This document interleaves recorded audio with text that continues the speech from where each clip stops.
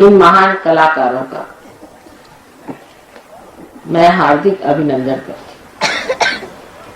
और आप सबसे मुझे विनती है कि जो लोग परमात्मा के खोज में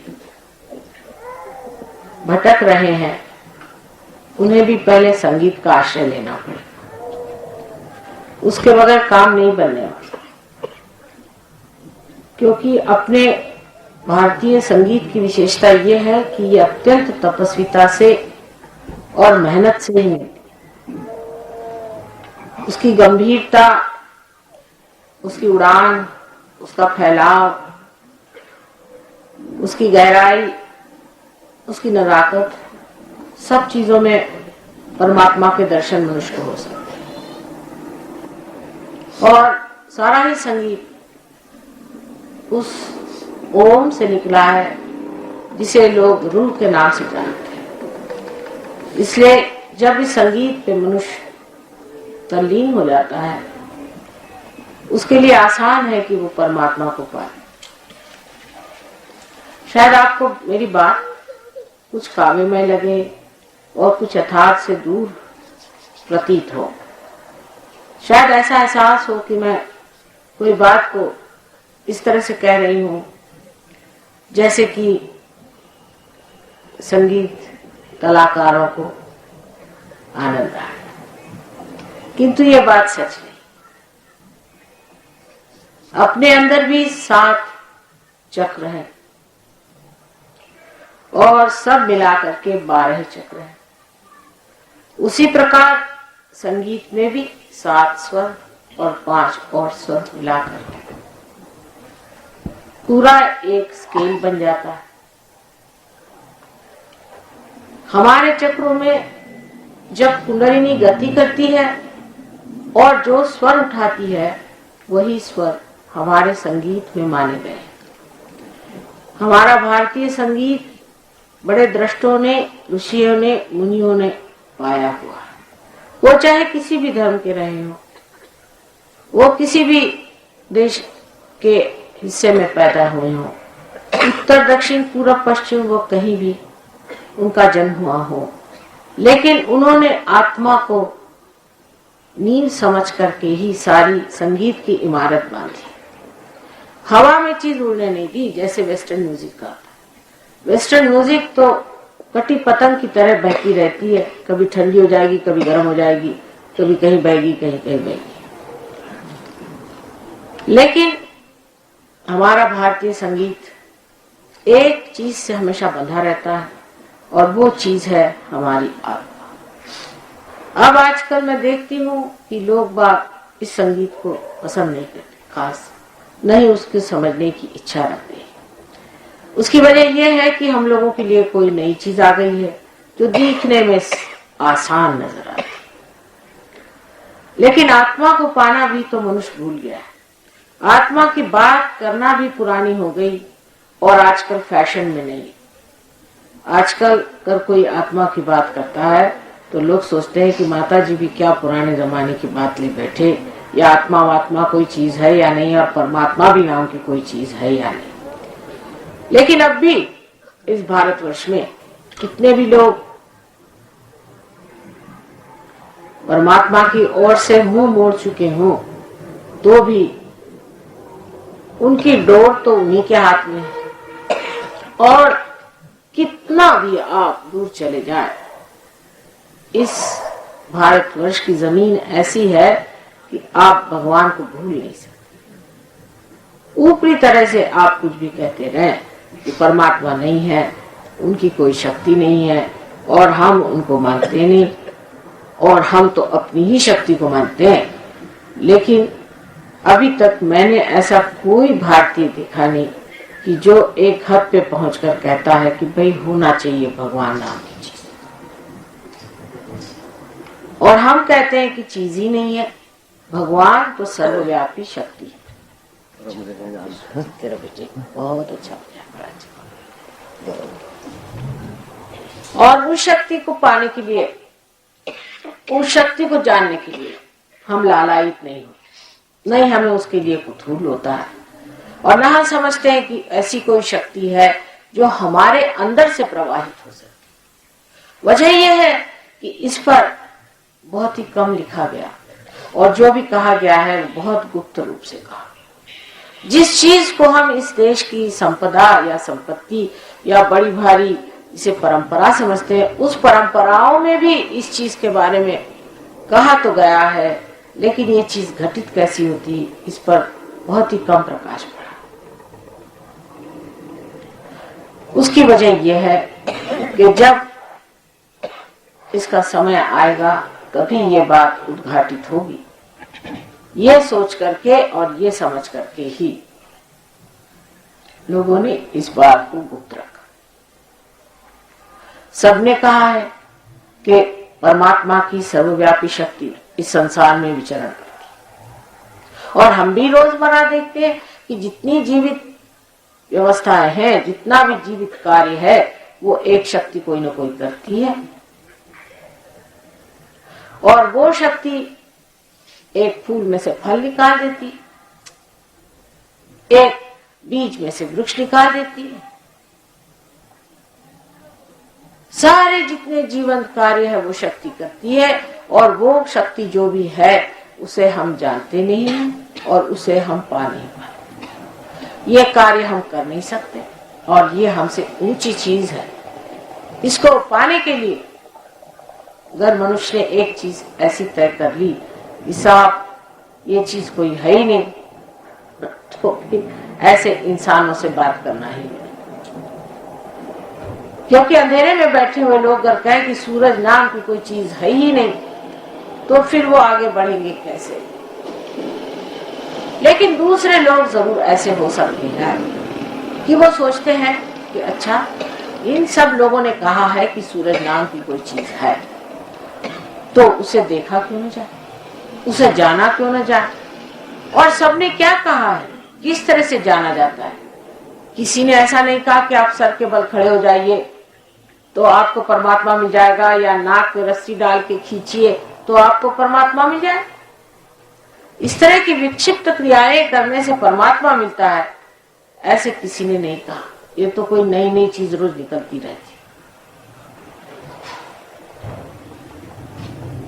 सब अपने शरीर को पाने की जमीन जुमला और दुनिया भर की बेकार की चीजें जोड़ने की व्यवस्था में लगे हैं। लेकिन जिसको जुटाना है उधर हमारी दृष्टि इसलिए नहीं है कि कोई ऐसा मिलता भी तो नहीं जिसने जुटाया। जो भी बात करता है वो यही पता होता है किसी जेल से छूटा हुआ फरारी, या कोई पैसा कमाने वाला यहाँ आदमी पहुंचा हुआ है।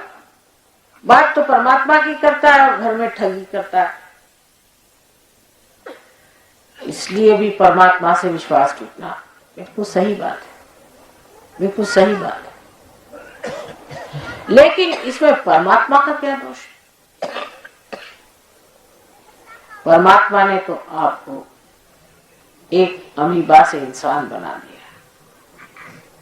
उसने आपको ये सुंदर सृष्टि रच दी, ये सारे रंग और ये स्वर और ये सारा मधुर संगीत परमात्मा ही के चरणों से है। उसने ही इसका आनंद उठाने की शक्ति भी हमारे अंदर दी है।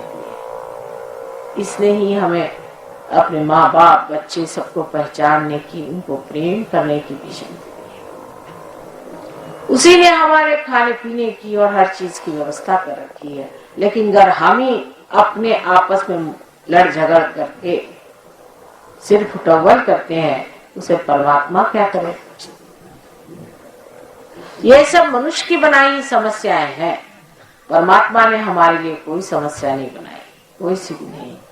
बस एक बार मांगने की बात है और आप जान सकते हैं कि वो परमात्मा क्या है और आपका आत्मा क्या है।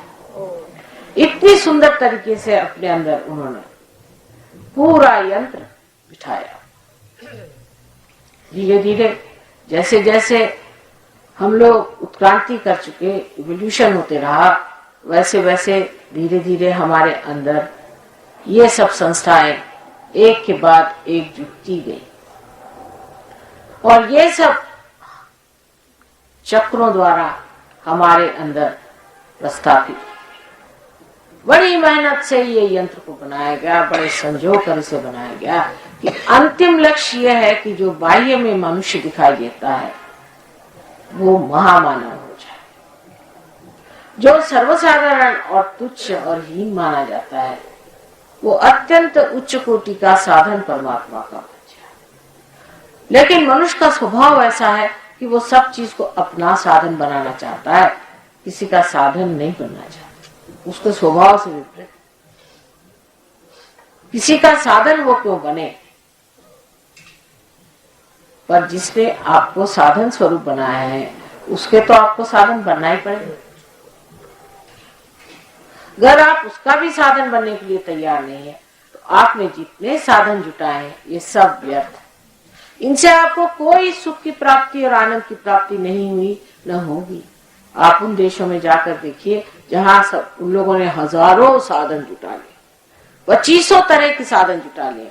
आप अगर जाइए तो एक ऐसी मोटरें हैं कि बैठे बैठे आप उसको दरवाजा खोल लीजिए, उसका कमरा बना लीजिए, उसका ये कर लीजिए। इसमें रखा, इस सब तमाशेबाजी में रखा क्या है? ऐसे ऐसे मकानात हैं कि जहां आप जाइए तो आपको वहां पर एक ही जगह में स्विमिंग पूल भी मिल जाएगा और एक ही जगह में आपको बैठे बैठे आप अपने मोटर भी चलवा लें, सब करवा लें, तो फायदा क्या है? ये सब तमाशेबाजी करके इंसान को मिला, इससे किसी को आनंद की उपलब्धि हुई? आनंद की बात छोड़िए, मैं तो यहाँ तक कहती हूँ कि किसी के अंदर किसी भी प्रकार की सुज्ञता आई है, और सुज्ञता की भी बात न करें तो किसी के अंदर शांति है। जब युद्ध नहीं होता तो युद्ध की तैयारियां होती हैं, और फिर उसके बाद युद्ध होने के बाद फिर युद्ध की तैयारियां होती। ये तो मनुष्य की सुज्ञता हो गई है इन देशों। और शांति की बात यह है कि दो इंसान झगड़ा किए बगैर इन देशों में 5 मिनट से ज्यादा नहीं रह सकते। ऐसी दशा में ये सोचना चाहिए कि जितना कुछ हमारे लिए बहुमूल्य है, जिसकी हमें चाहत है, वो छोटी छोटी चीजें तक वहां नहीं मिल सकती। जैसे कि एक माँ का प्यार, एक बाप का आश्रय, एक बच्चों का दुलार और उनकी आज्ञाकारिता, कुछ भी नहीं। आप सब चीजों से अछूते इन पैसों से बनाई हुई चमकती हुई कृत्रिम दुनिया में, झूठी दुनिया में रह रहे हैं। इससे परे परमात्मा की सच्ची दुनिया, उसका सच्चा राज, उसकी सच्ची मोहब्बत, उसको आपने अभी तक जाना ही नहीं है, उसको आपने देखा ही नहीं है। इसलिए इन सब चीजों को आप बहुत ऊंची चीज समझते हैं, लेकिन ये चीजें किसी भी प्रकार आपको सुख नहीं दे सकती। अभी देखिए, आप यहाँ संगीत सुन रहे थे, जिन्होंने बजाया दूसरों को आनंद देने के लिए, वो सुखदायी चीज होगी। लेकिन अगर आप आज ये इस कारपेट के धनी है तो आपके लिए सर दर्द की चीज हो जाती है। आप सोचते हैं कि खराब न हो जाए, कहीं बिगड़ न जाए, माता जी इस तरह से बैठी हैं, कहीं इसके रेशे न टूट जाए, न जाने कितने रुपया का आया। हाय तौबा लगी रहेगी कि भाई ये चीज ली, इसको अब कैसे बचा। अगर आपने इस चीज की परवाह नहीं की तो दूसरी चीज चल पड़ेगी कि और क्या चीज लाए, ये पड़ोसियों के यहाँ ये चीज है, ये हमारे यहाँ कब आएगी। इस उलझन में और इसी उधेड़ बुन में सारी जिंदगी बीत जाएगी। अंत में पता हुआ कि जनाबे अली स्वर्ग सिधार गए और नहीं तो पागल खाने में दाखिल हो गए। इस हालात को देखते हुए इंसान को सोचना चाहिए कि भाई क्या हम इसलिए पैदा हुए हैं, क्या परमात्मा ने हमको इंसान इसलिए बनाया कि हम पागल खाने चले जाए। और आप आपस में लड़ते झगड़ते रहें, क्रोध करते रहें, किसी भी चीज का मजा न उठाए, इंसान का मजा न उठाए। आखिर हो क्या गया? हम लोगों में कौन सी चीज ऐसी बच गई है, रह गई है, जो अछूती है, जिसके कारण हम इस तरह से हो गए हैं कि हमें अपने से परे दुनिया दिखाई नहीं देती है। इतना स्वार्थ, इतनी अंधता, इतना अत्याचार क्यों आ गया? कभी तो इंसान को एक तरफ बैठ के ये भी सोचना चाहिए। हर समय वो यही सोचते रहता है कि मेरे साथ क्या ज्यादती हुई, उन्होंने मेरा कितना घाटा किया, उन्होंने मुझे कितनी तकलीफ दी और आपने क्या किया। फिर ये भी सोचने लग जाए कि मैंने कितनी तकलीफ दी है, तो भी वो सोच हो गया और ये भी एक सोच हो गया। दोनों तरह से आदमी शोक में ही डूबा हुआ। तो क्या परमात्मा ने आपको इसलिए इंसान बनाया कि आप बैठ करके हर समय यहाँ पर रोया करें और शोक मनाया करें? क्या यही परमात्मा की इच्छा थी कि ऐसे शोकग्रस्त, पीड़ित, दुखी, रोगी ऐसे लोग बनाए, या इस तरह के लोग जो अपने अहंकार में डूबे हुए हैं, जो चाहे सो करते, महाबेवकूफ। एक साहब एक दिन आए और उल्टे कोट वोट पहने, तो मैंने कहा कि साहब उल्टा कोट क्यों पहन लिया? कहले इसमें क्या खराबी साहब, आप क्यों कहते? मैं कहा खराबी नहीं है, लेकिन सीधा दिखने में अच्छा लगता है, क्या हाल है? तो आपने क्या समझ रखा हम चाहे जो करें, आप कौन होती है? मैंने कहा ठीक है, बात ये आंख में दिखाई देता है इसलिए कह दिया, आगे नहीं कहेंगे। पता हुआ कि ये बहुत रईस आदमी, तो रईस आदमी ये सोचता है कि वो जो चाहे सो करे, क्योंकि ये बहुत रईस है, ये सोचते चाहे जो सके। दूसरे जो अपने को गरीब कहते हैं, उनका हाल और अच्छा है। अब आजकल निकला है गरीबों की मदद करो, गरीबों की मदद करो। तो मुझे तो गरीब दिखाई नहीं देते, क्योंकि किसी को 100 रुपया दे दीजिए तो वो सीधे जाता है कहाँ? तो शराब के दुकान पर। ये अगर आदमी गरीब होता तो ये 100 रुपया लेके शराब के दुकान पे क्यों तशरीफ ले जा रहा? इसको तो चाहिए कि घर जाए, अपने बाल बच्चों को खाना पीना दे। लेकिन ये चले सीधे शराब खाने। इसका मतलब ये क्या गरीब है? स्ट्राइक करो, स्ट्राइक करो, भत्ता बढ़ाना चाहिए, बड़ी महंगाई हो गई, बड़ी महंगाई हो गई। चलो भाई, भत्ता बढ़ गया, जा कहाँ रहे? वही शराब खाने। पूछा भाई तूने भत्ता क्यों बढ़ाया? माता जी आपको पता है शराब की बोतल की कीमत बहुत बढ़ गई। आपको तो पता नहीं, आप पीते नहीं, आपको क्या मिला? ठीक है भाई, हम तो अज्ञानी। तो ऐसे गरीबों से भी क्या किया जाए? और गरीबों में एक अहंकार है कि हम गरीब हैं, ये भी एक अहंकार हो गया गरीबों में। जैसे भिखारी है, आएगा, आप साहब 2 रुपया दे दीजिए। भैया 2 नहीं, 1 है, 1 ले लो। अरे क्या समझते हैं आपको, अपने लिए रखिए, पान बीड़ी खाइएगा। इस तरह से अहंकारी आपको सब आजकल गरीबों ने भी अपना एक स्थान बना लिया कि हम गरीब हैं। अच्छे साहब गरीब है, गरीबी की नम्रता तो कहीं दिखाई नहीं देती। उल्टे इस कदर खोपड़ी पे चढ़े हुए हैं कि ये गरीब कैसे और ये रईस कैसे, कुछ समझ में नहीं आता।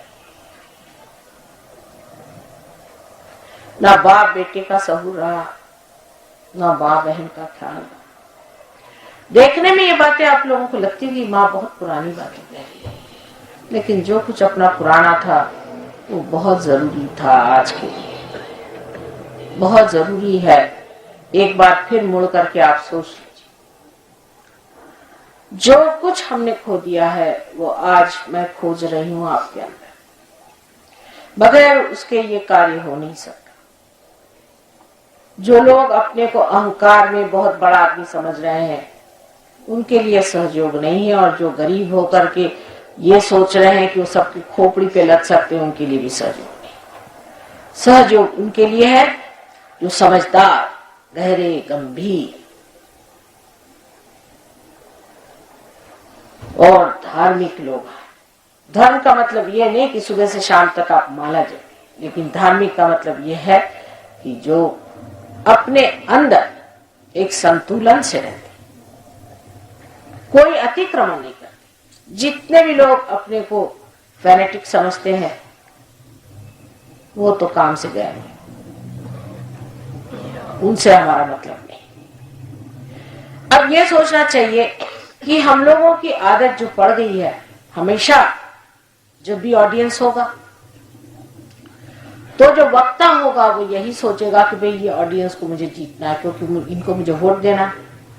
वोट नहीं देना हो तो कुछ न कुछ रुपया जमा करना होगा। कोई ना कोई मतलब से ये ऑडियंस इकट्ठा होता है, बेमतलब नहीं होता। ऑडियंस से जो वक्ता होता है उसे कोई ना कोई मतलब होता है, तभी ऑडियंस इकट्ठा होता है। लेकिन जब संगीत होता है तब वो ऑडियंस इकट्ठा होता है जो चाहता है कि आनंद उठाए। जब कोई कला का कार्य होता है तो वो ऑडियंस इकट्ठा होता है जब सोचता है कि भाई कलाकार का महत्व ज्यादा है हमसे। ऐसी दशा में थोड़ा आगे जाकर आप सोचें कि जब आप कुंडलिनी के जागरण के लिए यहाँ आए हैं तो समझ लीजिए कि आप लोग अपने फायदे के लिए आए हैं, मेरे नहीं। आपको अपना फायदा कर लेना। कुंडलिनी की गंगा आप ही के अंदर है, वो जागरूक भी हो सकती है और आप पार भी हो सकते हैं। इसमें कोई नवीन बात आप नहीं है, क्योंकि समय आ गया। ऐसे विक्षिप्त समय में, ऐसे भयानक समय में अगर ये कार्य नहीं होगा तो कब होगा? यही समय है जब ये कार्य होना था और होने वाला है। और इस वक्त आदमी जो है बहुत बड़े भ्रांति में, कंफ्यूजन में फंसा। इस वक्त वो ये नहीं समझ पा रहा कि सही कौन है और गलत। लेकिन एक बात आप जान लीजिए कि जब मुझे आपसे कुछ लेना ही नहीं, तब आपको मुझे देखना है कि आप में से सही कौन है और गलत कौन है। आपको ये नहीं देखना कि मैं सही हूं या गलत हूं, क्योंकि मुझे तो कुछ लेना देना ही नहीं आपसे। इस बात को पहले समझ लेना चाहिए, क्योंकि अधिकतर हम ये देखने आते हैं कि ये सही है या गलत है। लेकिन इस वक्त थोड़ी नजर अपनी और होनी चाहिए कि क्या हम सही हैं? जिस चीज के लिए आए हैं ये कितनी बड़ी चीज है, आत्मा का साक्षात्कार, जो सबसे महान चीज है। इससे बड़े के संसार में पाने की कोई चीज ही नहीं। और अगर वो चीज माता जी देने के लिए बैठी हुई है तो क्या वाकई हम इस योग्य हैं? मैं कहती हूं है, और बिल्कुल है। अपने प्रति आस्था रखें और ये कार्य हो सकता है। परमात्मा ने बहुत सोच समझ करके आपको बनाया, ऐसा बनाया है कि मैंने इंसान को देखा, कितना भी गिरा हुआ, कितना भी दुष्कर हो, उसकी कुंडलिनी जगा सकते हैं। पता नहीं कैसे, ऐसी कमाल हो गई है परमात्मा की, इसकी मेहर की ऐसी कमाल। आपसे बताती हूँ कि जिसके लिए लोग आके बताते हैं कि माता जी तो इतना गया बीता आदमी, इसको छोड़ दीजिए, वो तक पार हो जाता है। क्या कमाल! मेरे ख्याल से परमात्मा ने यही सोचा होगा कि इस वक्त नहीं इनको पार कराएंगे तो ये गए सब लोग काम से, और मैंने जो इतनी बढ़िया चीज बना के रखी है, मेरी जो इतनी उत्तम कृति मनुष्य है, वो सर्वनाश होने से मेरी सारी सृष्टि ही खत्म हो जाए। और इसीलिए ये कार्य बड़े जोरों में हो रहा है। लेकिन इंसान खोजता क्या है और जानना क्या चाहता है, ये वो अपने बुद्धि से ठहराता है। जिस चीज को आपने बुद्धि से ठहरा लिया है वो सब सीमित बात है, आपकी अपनी बनाई हुई बात है। लेकिन जो सच है, जो यथार्थ है, उस असलियत को पाने के लिए पहले ये सोचना चाहिए कि हम उसे जाने, देखें, परखें, क्योंकि असलियत अपनी जगह मुकम्मल है, उसको आप हासिल नहीं कर सकते।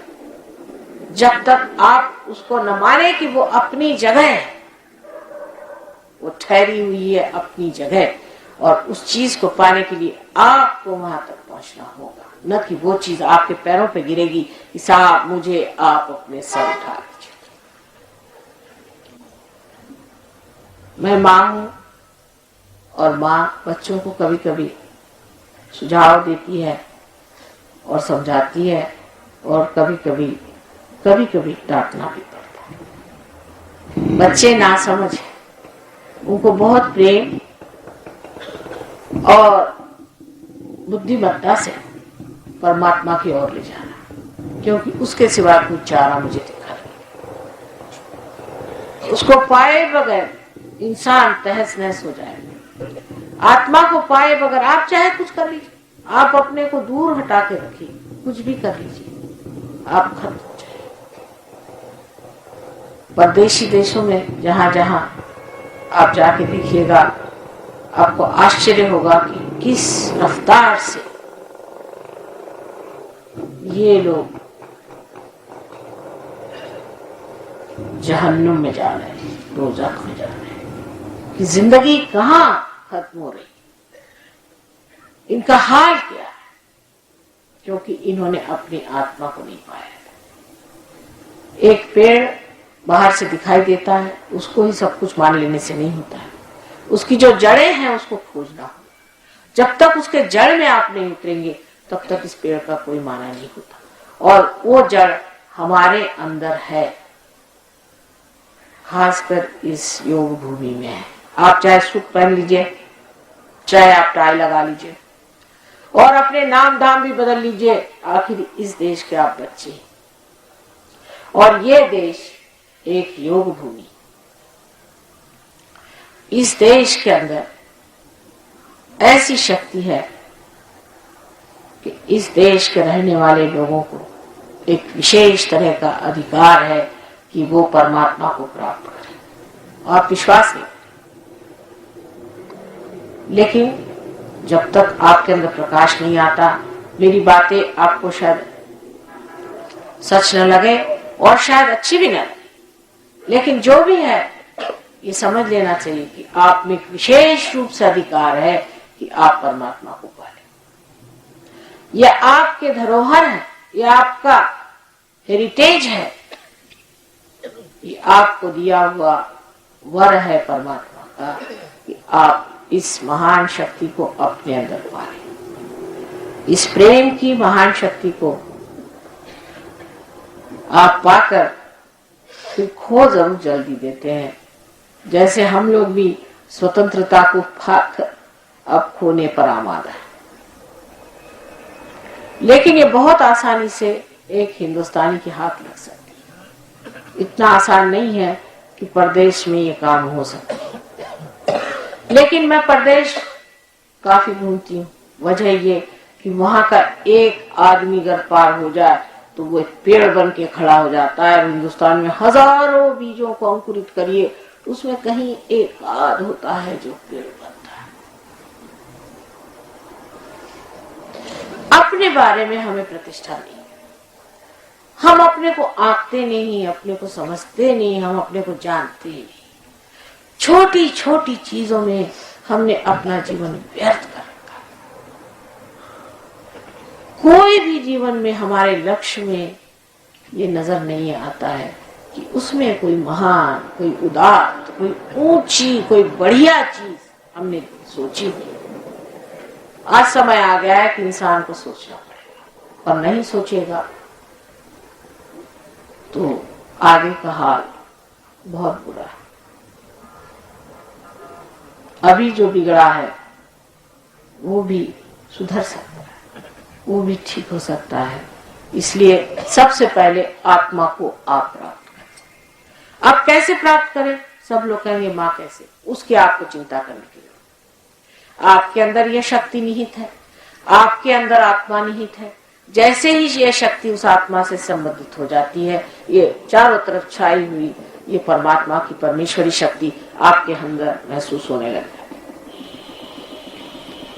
एक बीज होता है, उसे आप किस तरह से पनपाते हैं, बस उसको आप माँ के उधर में छोड़ दें और वो अपने आप सहज, सहज माने सह माने साथ और ज माने पैदा, आप ही के साथ पैदा हुआ है ये अधिकार कि आपका योग, आपका मिलाप उस परमात्मा की शक्ति से पहुंचे। और जैसे कि योग गठित होता है उसमें पहली मर्तबा आपके हाथ वो शक्ति मिल जाती है जो सर्वव्यापी है, उसको आप जानने लग जाते हैं, समझने लग जाते हैं। धीरे धीरे ये शक्ति बढ़ती है और आप इसका काम समझते हैं, ये किस तरह से चलती है, इसको किस तरह से इस्तेमाल करना चाहिए। और जैसे जैसे आप बढ़ते हैं ऐसे ऐसे एक बीज का एक वृक्ष खड़ा हो सकता है। इस विभाग का विशेष कारण ऐसा है कि न जाने कैसे हमें यहाँ पर एक आश्रम की जगह मिल गई। पहले भी हमें गवर्नमेंट ने जगह दी हुई है, लेकिन ऐसी दी हुई है कि कुछ समझ में नहीं आता। सब्जी मंडी में जगह दी जहाँ पर कि बैल बैठे रहते हैं और वहां पे गाड़ियां छोड़ी हुई। पता नहीं गवर्नमेंट का दिमाग कैसा। हमने कहा भाई हम तो यहाँ मेडिटेशन करने वाले हैं, तो ये कौन सी आपने जगह हमारे लिए खास ढूंढ कर दी है। इस प्रकार उन्होंने हमें बड़ी बढ़िया जगह दी। बहरहाल अभी कोशिश कर रहे हैं वो कि और कोई बढ़िया जगह ढूंढे, भगवान जाने अब और कहाँ पहुंचा देते। गवर्नमेंट की बुद्धि जैसे चलेगी वैसे ही चलेगी, अपन तो कुछ कर नहीं सकते। बहरहाल परमात्मा की कृपा से ही ये जगह हमें यहाँ मिल गई। छोटी सी जगह है लेकिन काफी है। इस आपके एन्क्लेव में ये जगह का होना कुछ मायना रखता है। कोई न कोई आप लोगों की पूर्व पुण्याई है, कोई न कोई विशेषता आप लोगों की है, इसलिए यहाँ पर ये जगह हो गई है। इसमें आपको पैसा देना नहीं। एक बात समझ ले कि परमात्मा को पैसा नाम की चीज मालूम नहीं, ये इंसान समझ ही नहीं सकता, उसकी खोपड़ी में नहीं घुस सकता कि परमात्मा का कार्य बगैर पैसे के होता है। आप किसी फूल को पैसा देते हैं जब वो फल बन जाता है, या किसी पेड़ के सामने आप ले जाके पैसा रख दीजिए तो वो क्या समझता है कि ये पैसा है कि मिट्टी है कि क्या। परमात्मा ने पैसा नहीं बनाया, आपने पैसा बनाया और आप ही जाने उसकी दशा। इसके लिए आप पैसा नहीं ले सकते न दे सकते। हाँ एक बात दूसरी कि आप मेरे लिए फूल ले आए, चलो ठीक है, फूल ये कौन सा राग है और ये कौन सा ताल है, लेकिन ये मजे में सुन रहे थे और बहुत से हमारे सहयोगी भी सुन रहे थे। वजह ये है कि ये संगीत आत्मा को छू रहा था। अभी तक जब तक वो जागरूक नहीं हुआ तब तक ये टुनटुन ही दिखाई देगा। जिस दिन जागरूक हो जाएगा उस दिन इससे जो आप पे असर हुआ है वो कैसे जानिएगा। इसका असर एक सहयोगी समझता है कि उसके अंदर से चैतन्य की लहरियां बहने लगी और बढ़ती गई और बढ़ती गई और आनंद आता है। तो परमात्मा की शक्ति कार्यान्वित होती है, वो बोलती नहीं, कार्यान्वित होती है, कार्य को करती। वो जैसे मनुष्य सोचता है कि अब मैंने बैठे बैठे सोच लिया, अच्छा सोच लिया तो क्या, सोचने से आपकी मोटर चलेगी? चला के दिखाइए, मोटर में बैठे और सोचते रहे सोचते रहे सोचते रहे। मैंने सोचा गया, आपने सोचा माने इस बुद्धि से इसमें कितनी सीमाएं हैं आप जानते हैं। हम तो सोचते हैं, आप कैसे सोचते हैं? उस सोचने से आप कौन से कार्य को कर सकते हैं? ज्यादा से ज्यादा आप करते ही क्या है, मरी हुई चीज की मरी हुई चीजें बनाते और खुद भी उनको इस्तेमाल कर करके मरगिल्ले हो जाते हैं। माने ऐसे कि वो आपने मोटर बनाई, अब मोटर से आप चलने लगे। आपने तो सोचा आप अफलातून हो गए, लेकिन इस मोटर के हो गया आप गुलाम, क्योंकि दो टांगे आपकी गई काम से। और अगर किसी दिन मोटर फेल हो गई तो आपकी हालत खराब, फिर उसके बाद आपका चलना बिल्कुल मुश्किल और आप बैठ गए। जितनी आपने इस तरह की चीजें बनाई हैं ये आपकी खोपड़ी पे लगी हुई, और उसको लदाने से आप सोचते हैं कि आप बहुत बढ़ गए हैं, सो आप बाहर बढ़ गए, अंदर इतने से हो गए हैं छोटे से। आपकी अपनी कोई शक्ति नहीं है। अपनी शक्ति सिर्फ आत्मा से आती है और उसको प्राप्त होना चाहिए। ये एक इच्छा पहले करनी चाहिए। पहले ये इच्छा करनी चाहिए कि माँ, मैं आत्मा हूं और मेरे चित्त में आत्मा का प्रकाश आने दीजिए। जब तक ये इच्छा आपके मन में नहीं होगी तब तक मेरा हाथ नहीं चलने वाला। पहले इच्छा होनी चाहिए कि मैं आत्मा हूं और मैं इस आत्मा को प्राप्त करूं। अब माँ का जैसा हाल होता है कि वो कैस्ट्रॉयल भी पिलाना चाहे तो उसमें कुछ कहानी बता के और कुछ मीठा उठा मिला के चढ़ा देती। लेकिन सच बात आपसे बताऊं कि आत्मा को मिलते ही आप पाइएगा कि आपका शारीरिक, मानसिक, बौद्धिक जितना भी क्लेश और जितना भी संघर्ष है सब खत्म हो जाए। जो कुछ भी आत्मों से आप पीड़ित है वो सब खत्म होकर के एक आप दूसरे ही सतह पे, एक दूसरी नगरी में जाके बैठेंगे, एक दूसरे हो जाएंगे। इसीलिए जिसने ब्रह्म को जाना उसे द्विज कहते हैं, माने जिसका जन्म दूसरा हो। और बहुत से लोग ऐसे अमेरिका में देखे मैंने जो अपने इश्तहार लगा घूमते हैं कि हमारा जन्म दूसरा हो गया। भाई कैसे? भाई आपने कहा कि जन्म दूसरा होगा तो उसके कुछ दिखना भी तो चाहिए आसार कि आप कैसे कह रहे हैं आपका जन्म दूसरा। तो इंसान का जब जन्म दूसरा हो जाता है तो उसकी जो चेतना है, उसकी जो अवेयरनेस है, वो जो महसूस करता है वो सब कुछ सार्वजनिक हो जाता है, सामूहिक हो जाता है, कलेक्टिव हो जाता है। जैसे बैठे बैठे यहां से आप बता सकते हैं कि फला फला इंसान के कौन से चक्र पकड़े,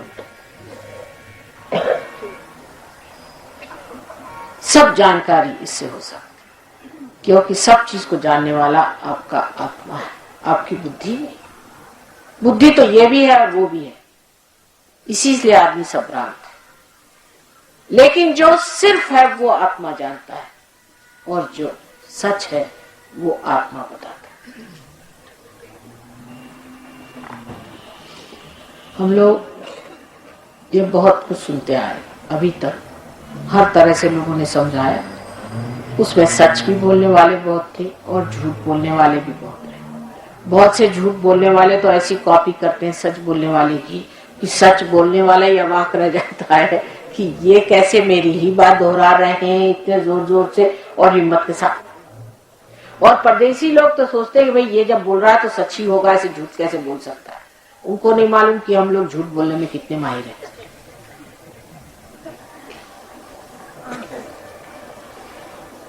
इसलिए जो कुछ कहा गया उसका यथार्थ होना चाहिए, उसका अनुभव आना चाहिए। अब बहुत टाइम हो गया है, जो कुछ काम मुझे करना था वो मैंने संगीत में ही कर दिया। सिर्फ एक 10-15 मिनट में आप लोग की जागृति हो जाएगी, इसमें कोई मुझे शंका नहीं। लेकिन उसके बाद योग का जो दूसरा अर्थ है युक्ति, ऐसी युक्ति करो नंदलाल, ऐसी युक्ति जिससे कि आप अपने आत्मा के बारे में सब कुछ जान ले, उसकी शक्तियों को पहचान ले, उसको इस्तेमाल कर ले और सबको इसका लाभ दे। जब तक ये नहीं होगा उसकी कुशलता से डेफ्टनेस कहते हैं, जब तक आप नहीं सीखिएगा तो वैसा ही है कि आपके लिए मोटर ला के रख दी और खड़े खड़े जंग खा गई। ऐसा ही योग होता है। हिंदुस्तानियों पे अधिकतर योग ऐसा ही देखा है मैंने कि फिर आकर के मेरे सामने जंग की कार खड़ी हो गई और कहले माँ मैं आपके पास 20 साल पहले आया था, 10 साल पहले आया था, लेकिन फिर वही जैसा कि जैसा हो गया। सो ये बात नहीं, आपको लगना पड़ेगा, झुकना पड़ेगा, जानना पड़ेगा, क्योंकि यही एक जानने का है, बाकी कुछ जानने का नहीं। इसको जान लिया तो आपने सब कुछ जान लिया। छोटे छोटे बच्चे भी इसको जान सकते हैं, अनपढ़ लोग भी इसको जान सकते हैं। एक बहुत अनपढ़ आदमी है, उन्होंने न जाने हजारों लोगों को सहयोग के अभ्यास से तंदुरुस्त कर दिया, उनकी बीमारियां ठीक कर दी, कैंसर जैसी बीमारियां ठीक कर दी। वो डॉक्टर नहीं है, वो डॉक्टरी सीखा नहीं है, लेकिन तत्व पे उतर के उसने ये काम करके दिखा। आप भी सब कर सकते हैं। सबसे पहले आप अपने को ठीक कर लीजिए, अपनी आस्था से आप इस परम तत्व को पालें, उसके बारे में बाद में आप सीख ले। खासकर आप लोगों के लिए यहाँ पे इतने नजदीक मंदिर आया हुआ है कि आप पैदल भी चल के आ जाए तो भी आप यहाँ पहुंच सकते। यहाँ पर आपको रुपया पैसा देना नहीं, पहले ही कहा गया है। सिर्फ आस्था से अपनी और नजर करके थोड़ी मेहनत करें। ऐसे हर रविवार को 10 बजे सवेरे यहाँ पर प्रोग्राम होता है। आपको कुछ भी देने का नहीं है, सिर्फ आपको लेने का है। और इसलिए अपनी घाघर खाली करके यहाँ पर आए और जो कुछ सीखना है धीरे धीरे सीखें। आपको आश्चर्य होगा कि परमात्मा की कृपा कितनी अपरंपार है, और जो इंसान पार हो जाता है उसकी परमात्मा कितनी परवाह करती है और वो कितना महत्वपूर्ण है। आशा है आप लोग मेरी बातों पे और ख्याल करके और हर रविवार 10 बजे इस जगह आए और सहयोग के बारे में जाने और सीखें। अब सिर्फ आप लोग मेरे और ऐसे हाथ करके और आंख बंद करके बैठे और अपना चश्मा उतार लें।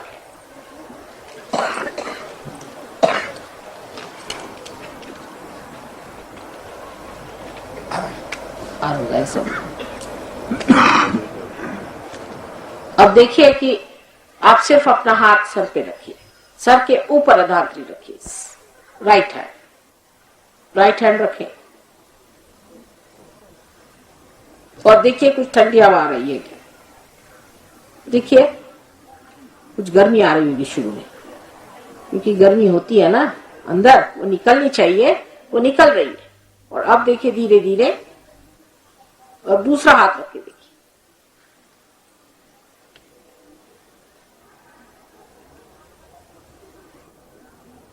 आ रही है।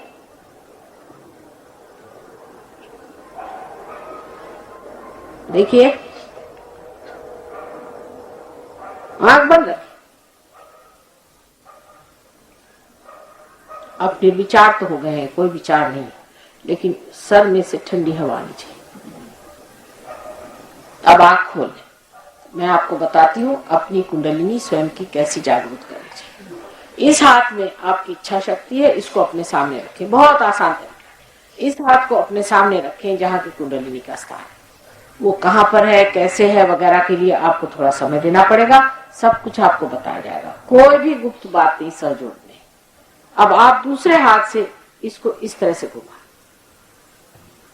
ऐसे घुमाएं कि ऊपर आगे नीचे पीछे, इस तरह से करते करते आप पूरी तरह से हाथ को ऊपर ले जाए और एक गांठ बांधे इसकी यहाँ पर, और इस तरह से गांठ बांधे।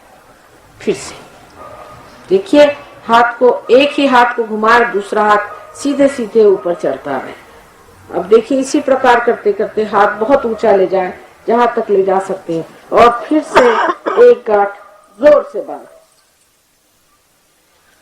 फिर से उठाएं एक बार, इस बार 3 गांठें बांधनी होंगी। और फिर आप देखिए हाथ में कैसी ठंडक से आपको आश्चर्य होगा कि ये शक्ति आपके अंदर से बह रही है कि नहीं, ये आप जान जाए। 1 2 3, अब देखिए ऐसे हाथ में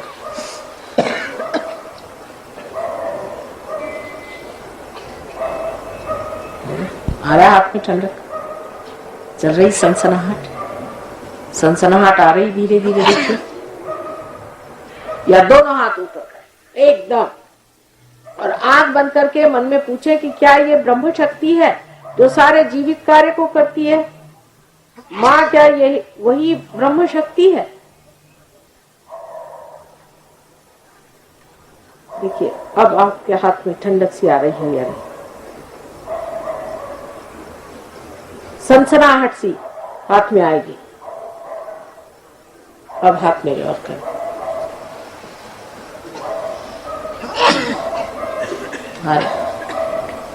कितना सरल सहज का, जिसके लिए हजारों वर्ष लोग तपस्या करते थे और परेशान रहते थे, इतना सहज आपको मिल गया। तो आप कहेंगे माँ ऐसे कैसे? आप में भी कोई बात है और मुझ में भी कोई बात है, इसीलिए काम होगा। जानकार ही काम कर सकता है ना, और जो इसका जानकार है वही ये कार्य को कर सकता है। अभी तक इतनी बात अपने लिए कहूंगी मैं, लेकिन ये भी बात आपके लिए कहूंगी कि आप लोगों में भी पूर्व पुण्याई है, इस वजह से आप भी पा गए। अब इससे आगे क्या होना चाहिए, कैसे चलना चाहिए, ये शक्ति को जो प्राप्त हुआ है इसको कैसे बढ़ाना चाहिए, क्या करना चाहिए, इसके लिए सामने ही मंदिर है, वहां आप लोग आए और इसका पूरा लाभ उठाए। आज इतने जल्दी काम हो गया, इसकी वजह ये थी कि संगीत जब चल रहा था तभी मैं आपके चक्रों की सफाई कर रही हूँ। परमात्मा आप सबको सुखी रहे।